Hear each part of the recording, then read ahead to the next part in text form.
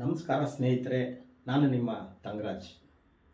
ಇವತ್ತಿನ ವಿಚಾರ ಏನಂದರೆ, ಸರ್ಕಾರವು ಪ್ರತಿ ವರ್ಷದಂತೆ ಈ ವರ್ಷವೂ ಪರಿಶಿಷ್ಟ ಜಾತಿ ಪರಿಶಿಷ್ಟ ಪಂಗಡದ ವಿದ್ಯಾರ್ಥಿಗಳಿಗೆ 5ನೇ ತರಗತಿಯಲ್ಲಿ ಪಾಸಾದಂಥ ವಿದ್ಯಾರ್ಥಿಗಳಿಗೆ ಈ ವರ್ಷ ಒಂದು ಪ್ರತಿಷ್ಠಿತ ಶಾಲೆಗಳಿಗೆ ಅಂಥೇಳಿ ಒಂದು ಎಕ್ಸಾಮನ್ನು ಮಾಡ್ತಾಯಿದ್ದಾರೆ. ಈ ಎಕ್ಸಾಮ್ ಹೇಗಪ್ಪ ನಡೆಯುತ್ತೆ, ಯಾರು ಇದನ್ನು ಬರೀಬೇಕು ಅಂದರೆ, ನಮ್ಮ ಪರಿಶಿಷ್ಟ ಜಾತಿ ಪಂಗಡದ ವಿದ್ಯಾರ್ಥಿಗಳು 5ನೇ ತರಗತಿಯಲ್ಲಿ ಈ ವರ್ಷ ಪಾಸಾದಂಥ ವಿದ್ಯಾರ್ಥಿಗಳು ಈ ಎಕ್ಸಾಮ್ನ ತಗೋಬೇಕಾಗತ್ತೆ.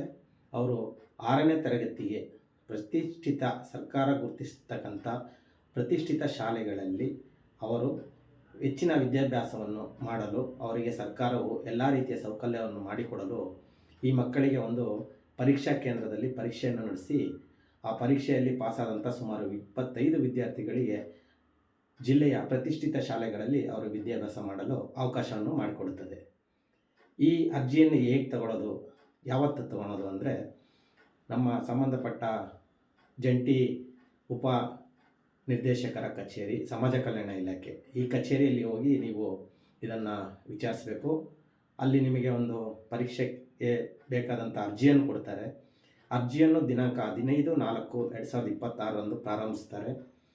4/5/2026 ಅರ್ಜಿ ಕೊನೆಯ ದಿನಾಂಕವಾಗಿರುತ್ತದೆ.